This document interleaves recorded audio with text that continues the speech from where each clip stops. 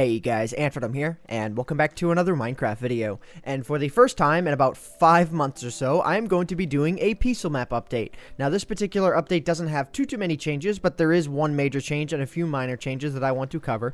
But more or less the reason why I want to do this is because I want to actually give you guys a tour of the pixel map. Now this video isn't going to be like an all-inclusive tour that's going to include absolutely everything, but I want to give you guys, the new subscribers who have never seen the pixel map before, because again it has been about 5 months since I made one of these. I want to give you guys an idea of what this map is all about, and stuff and things. So I'm going to go ahead and I'm going to launch right into it here. So first I'm going to give a brief overview of what the pixel map is, and then I'm going to show you guys the new things that I have added since, and then, in the future when 1.5 comes out, I'm going to be doing some updates as well, like adding in lamps and stuff that obey day and night cycles, things like that, and it's going to be awesome, and yeah. So anyways, basically what the pixel map is this is the first major map that I ever started working on in Minecraft. It was originally started in pixel mode. I didn't do it, with any mobs or anything like that, because I wanted to focus on the design aspect of the map itself, and thus I didn't really want to play it on normal mode. I did have other maps to play on normal mode, during my early days of Minecraft, but this was not that map. So yeah, and this is what it has turned into. It has turned into this colossal behemoth that just has all kinds of random devices that are super awesome. So yeah, originally it was just this house right here and this tower, and then it turned into me creating, neat little devices like this cannon over here, the mine shafts that I have right here, having rooms, to mess around with redstone, things like that. It was the functional map that I wanted to have, in order to explore Minecraft essentially. And for the most part, all the way up to 1.8, beta 1.8, this was done without the use of creative mode. And then 1.8 came out. Well, it was late 1.7. I started using single player commands and world edit because I didn't want to limit myself to the limitations of survival mode. I didn't want to spend 10 20 hours farming all of the things that I might need for an otherwise 2-hour project. So I decided to take this map into creative mode, and I have had a lot of fun with it since, making it look aesthetically pleasing as possible. So anyways, moving into some of the changes that I've made with the map since the last update, and if you guys want to download this, as always, the link for it is going to be in the description below. But anyways, moving on here, let's go ahead and let's go into the house. And something else I want to mention as well, since you guys probably just noticed that I am using the old school door sounds. The mods that I'm using for this map, I guess you could call it the unofficial AntVenom mod pack. Even though it's not a mod pack, you'd have to download them all separately. If you want to play Minecraft the way that I like to play it on this map, you want to download single player commands, mod loader, audio Tori, the Better World Generation 3 mod, and Optifine. And you want to download all of these and get them all installed properly before you even load the map. Because this map doesn't require the Better World Generation mod, but if you start up the map for the first time on your computer after you have that mod installed, then it's going to start with the ability to generate all of this terrain as it was in beta 1.7, and thus you're not going to get weird map clippings when you get out to new chunks. So anyways, moving on here. So if we come down into this area right here, I believe there are two main changes that I've made to two areas around here. One of them, if I go ahead and I go down into, which area is it? I believe it's the record farm. This is the main change that I've made. If we go ahead and we go down into the record farm here, which is either accessible through this area, or we can access it through the wheat farm as well. There's a secondary ladder that leads down into here.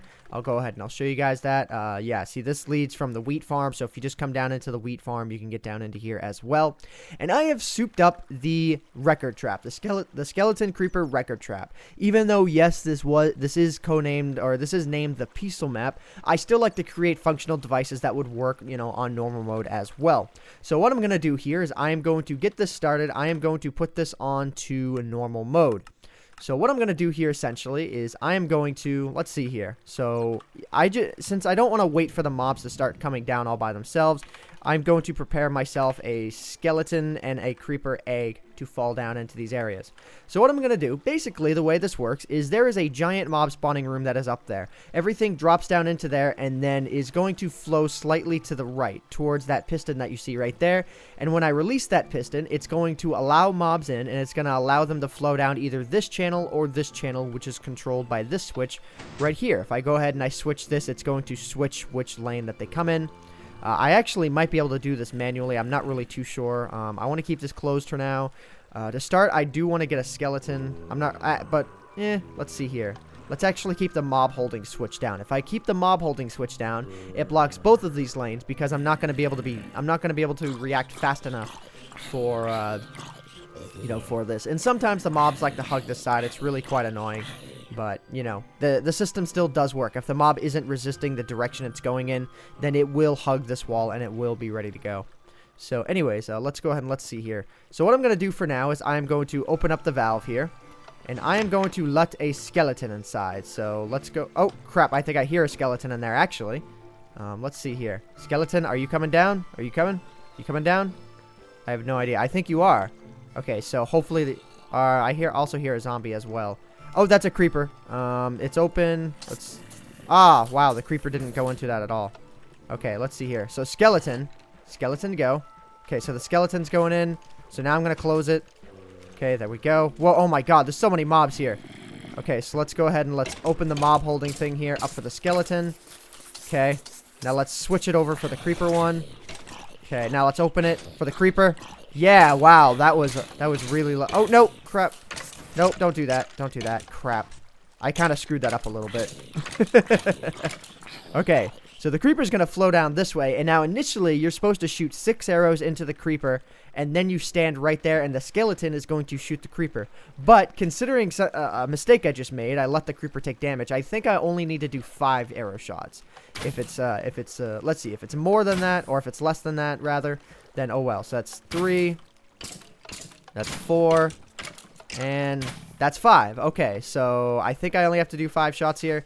Let's go into game mode 0 here, which is going to be survival mode. Okay, and then let's have skeleton. Yeah, there we go. Bam. Skeleton shot the creeper there, and it let out a disc. And that is essentially, in a nutshell, the way this system works. And I can let another creeper in if I wanted to. Let's actually see if I can do that here. Oh, that creeper's resisting. Creeper's resisting, but let's go ahead and let's open it. Okay, let the creeper in. Let the creeper in. Okay. Zombie might get in too. Nope, zombie didn't get in. So that's okay. Alright, so now I can show you guys it properly because I didn't damage the creeper. So let's see here. 1, 2, 3, 4, 5, and 6. It used to be 4 for some reason, but now for some reason it's 6 no matter what game mode I go on. So anyways, let's go ahead. Bam. There we go. And that is yet another record disc. So, very easy way to farm records, and this is an example that you guys can take, I guess, if you guys were to create a mob farm of any sort. And I also created this thing here, even though the skeleton is now dead. You can flip up this switch to kill the skeleton. There is a looping redstone thing through the wall there. You guys are going to hear the piston, I think. So you can hear the piston that's looping through the wall there. And so through that way, there's this looping thing that allows that to just fire arrows repeatedly. So anyways, let's go ahead and let's go back to creative mode here. And another thing that I did as well is there was a cave out here that I covered up at one point. I decided to open it up and put some windows into it because it just makes the room feel a little bit roomier, I think. So definitely something that I feel is kind of cool. So that was the one real major change with this map. Now I'm going to go ahead and I'm going to show you guys some of the minor changes, and then I'll give you guys a quick tour of, you know, the map otherwise, you know, just to give you guys an idea, you know, for those of you who are new, of the new devices. So anyways, one of the minor changes that I did, and I don't even know if it really works, is I was studying some of the changes that happened with mushrooms, and yeah, you can see it happened a tiny little bit. I was studying some of the changes with mushrooms, and I found out that the way mushroom, like this is at my mushroom farm, but the way mushroom farming should and actually does work is that there can't be any more than 5 different types of mushrooms of this type within a 9x9 or like a 9x9x3 block radius. So I had to really reduce the amount of mushrooms that were in the area. I even did a world edit to get rid of all the mushrooms within a 100 block radius, so that wouldn't be a problem, you know, outside of these areas in case they were hidden in like a cave system or something. And I also dropped this edging down because I actually found out that if you turn on the device here, the water doesn't even pour onto these side areas here. So it makes it more likely that these are going to grow. So yeah, there's that. And I also changed this to grass because if the light level, I believe, is it has to be less than 12 or 12 or less. I'm not really sure which. I think it's less than 12. Or if the block it's going to grow onto is mycelium, that is what the mushrooms will grow onto. So I changed this over to grass, and I wanted the light levels to be above 13 on all of these, so that the mushrooms wouldn't grow onto the grass at all, so that it would only grow onto the mycelium, so that it wouldn't grow onto these side areas where the water is not going to flow.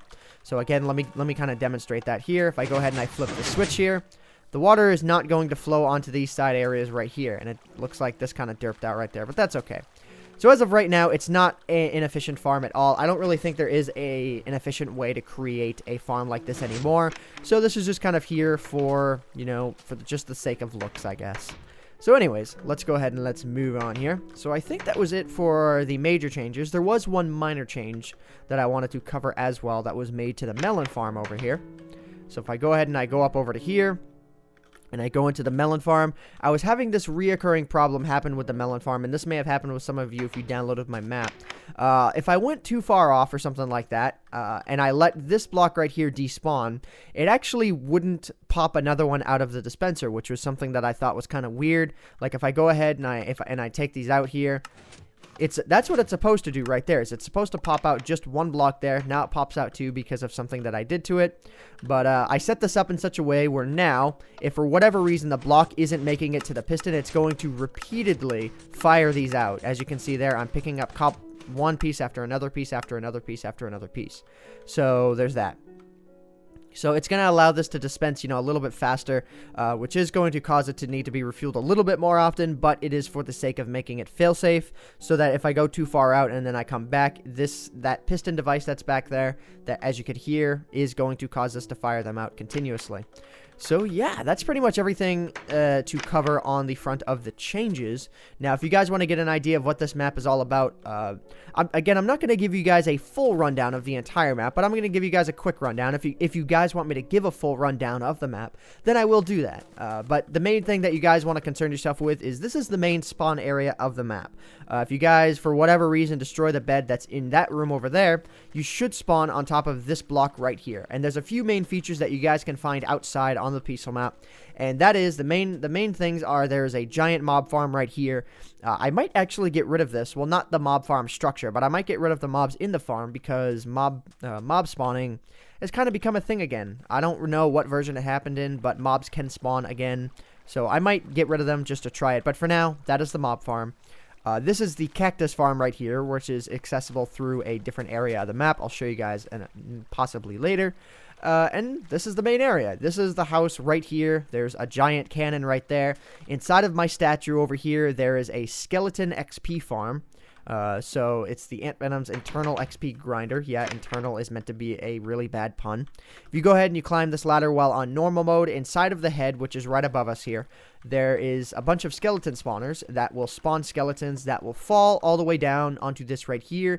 They will take enough damage to be killed in one shot by these instant health 2 potions, and it's awesome. So yeah. Alright, and then, so it's mainly for XP. You can also get arrows and stuff that way.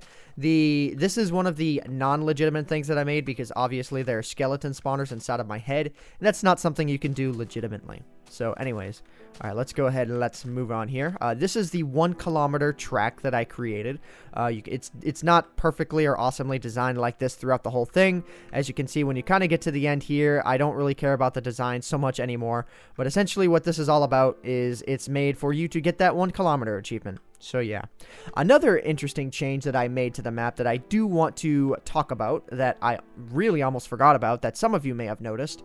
If you guys check out previous iterations of the map and you take a look at these trees out here, you would notice that the trees are like multicolored. They have all of the different kinds of leaves attached to them. And the reason why this is because there is a very brief leaf decay update that was made in the late alpha, early beta days that made it so that I think Notch was going to make it so that the leaves could decay off trees, like they would change colors and stuff, you know, to apply for seasons or something like that. I don't really know what the motivation for the update was, but I think it quickly got removed, and what it left in its wake was a bunch of leaves that had data values. And as new different leaf types were added into the game, these leaves were changing colors to those types of leaves, and it looked really awkward.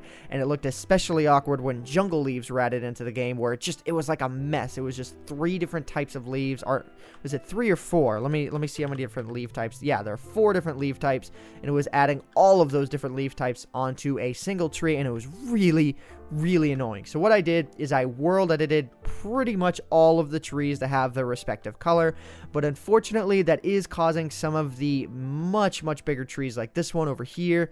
It's not specifically happening to this one, but there are some trees where if you go far out enough, like most of the leaves are decaying off of the trees. It's only going to decay enough until there is a leaf block within 2 blocks of every wood block. So there's that, I guess. But if you go out far enough here, you can kind of see, if I look way off in the distance there, you can see a few trees still have the jungle leaves on the very top there. So that's something that is a little awkward, but it's just kind of a reminiscent detail of a once really bad glitch. And I'm going to leave it there because it doesn't really matter as much for things that are way off in the distance over there. So anyways, as we have our really derpy loading here, I'm going to go ahead and I'm going to show you guys the main feature of the house, and then I'm going to go ahead and I'm going to end off the video because I don't want to go getting into this. I want to let you guys explore the map for yourselves. And this right here, before I go into the house, is the main mining shaft, the very first mining shaft that I created. These are 8x8 sections of glass, which means it took me an entire stack of glass in order to create each floor, and it was a pain. So yeah, and I got all of the sand for it from this area. I just want to show you guys this fun fact because I don't think I've ever showed it off in a video. If you go ahead and you dig down by 1 right here, there's cobblestone all along this area. And the reason why that is because there was a bunch of sand there originally that I dug up, and then I went far out, dug out sand to fill that in because my OCD was really kicking in for that.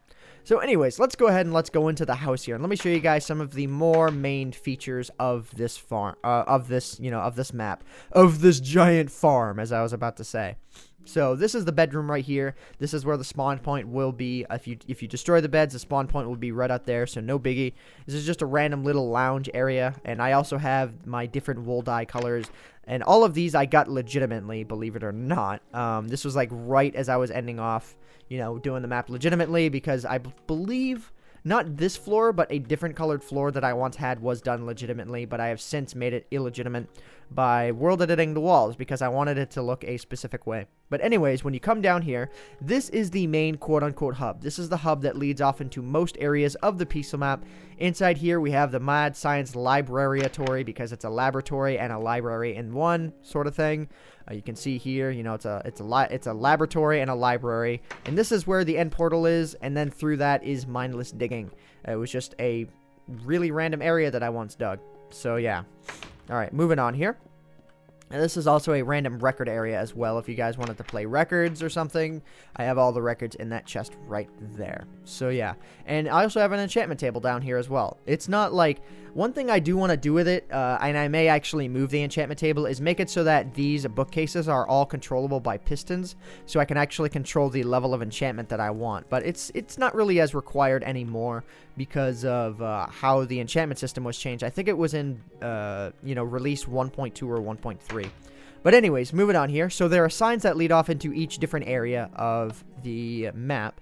So if you go ahead and you take a look at the signs, you guys will find out what goes where. So this will lead to the Monster Trap collection room that I showed you guys earlier, or the Record Trap.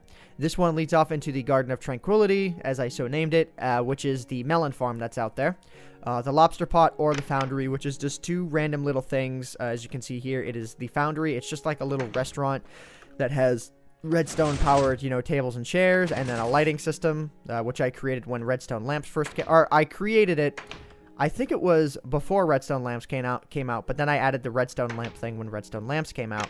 And the same goes for here. It was just this random thing that I created that I thought was kind of cool. Yeah, I was really bored, and I wanted to create that, so I thought that was pretty funny. So anyways, moving on here. So like I said before, this is the Garden of Tranquility over here, which has that device that I showed you, the automatic thing. The way this works is you can actually manually harvest all of the melons that are up here. Right now, it's set on a system where I have to do it manually. This torch means it's going to be manual. If I go ahead and I hit the off switch, and then as soon as these items down here disappear, that's what's going to cause that to automatically pulse. So if I were to go ahead and if I were to take that item there, this whole system would pulse, or I can hit this button and all of these melons are going to pop out of their place, as you can see here. So moving on here, let's go ahead and let me show you guys the rest of the areas down here. And if you guys want to check out my other piece of map update videos, you guys can get a little bit more of a better idea as to what this map is all about. So through here is that cave system that I talked about earlier with the 8x8 glass floors. There's the Doorbell Room, and there's the Cacti Gathering. So the Cactus Gathering, I mentioned earlier, there's a big cactus farm that I have, and that leads into this giant waterfall thing here. And that allows you to collect cactuses. It's not as efficient as it once was, but it still does work. And and more than likely when 1.5 comes out, I'm going to set up a hopper system to, I'll have like a hopper here, and I'm probably going to make the hopper come all the way up into this chest just for the lulls. Even though I could put a chest down there, it would make like for my OCD, it would work to just have this, have that be the chest. But anyways, right here I have a doorbell room. I do have a doorbell upstairs next to the door, and it leads into this room. I literally have a room for my doorbell. It reminds me of like the old school 1900, big giant computers that took up entire rooms just to be a calculator. And yes, I know that's off tune, but it works anyways. So let's go ahead and let's move on here. Let's see here. So let's see. I've shown you that. I've shown you that. I've shown you that. So let me go show you guys the things that are over here. Down here we have the villager trade and storage system, otherwise known as the deal or no deal in Minecraft, except set up in a room in my piece map. Essentially, the way this works is that you hit this button to get a new trade. A villager comes down on a minecart, and he'll trade you 13 emeralds for a diamond sword. That is a terrible, terrible trade. I'll flip the switch down to kill him, and I will dispose of him, which is going to kill him. So let me go ahead and let me flip the switch back up here now, and let me get a new trade, because that was BS. That was a terrible trade. 9 emeralds for an Eye of the Ender. That, in my opinion, is also a pretty terrible trade. I'm going to go ahead and I'm going to get rid of you. So let me go ahead and let me get one more trade here. Hopefully this is going to be a good trade. 15 raw chicken for a single emerald. That's terrible. That's terrible. Let's get rid of him. Oh, no. Dispose. Yeah, I had to get rid of him as well because, yeah, you are supposed... Maybe for get a new trade, I should have it automatically toggle this thing right here. That would make a lot of sense, actually. I might wire the system to do that one day. But anyways, 1 emerald for 10 arrows. You know what? Just for the sake of not having to do this forever, let's go ahead and let's store this guy. Let's dispose of this villager here and listen. So as you can hear here, yeah, as you can hear there... you can hear that he moved all the way over to there instead of falling to his death in a lava pit around there. If you go ahead and you right click with him, still the same trade. If I go ahead and I do this again here, let's go ahead and let's get one more new trade just to show you guys what happens. Let's see here. What do you want? 8 emeralds for an iron sword. That's terrible, but it's your lucky day. I'm going to save you just for the sake of demonstration.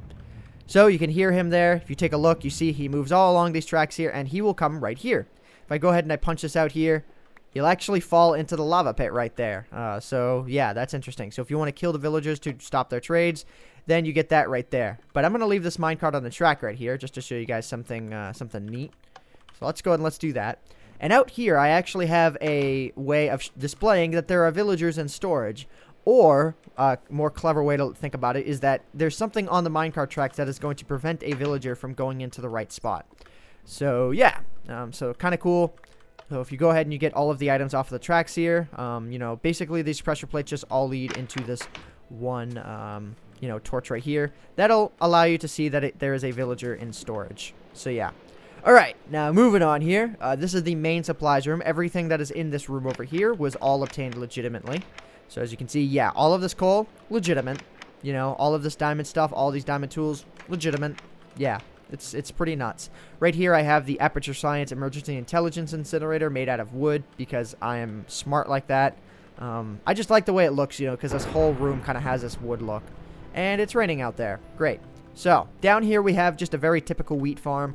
Nothing really special about it except, it is aesthetically pleasing. And as I said before, this leads into the mob trap. This is the collection area. All it does is release pistons right here that let water down, and I can store the stuff right here, and then I have to replant the stuff manually. So that's the way that works. Nothing really too special about that.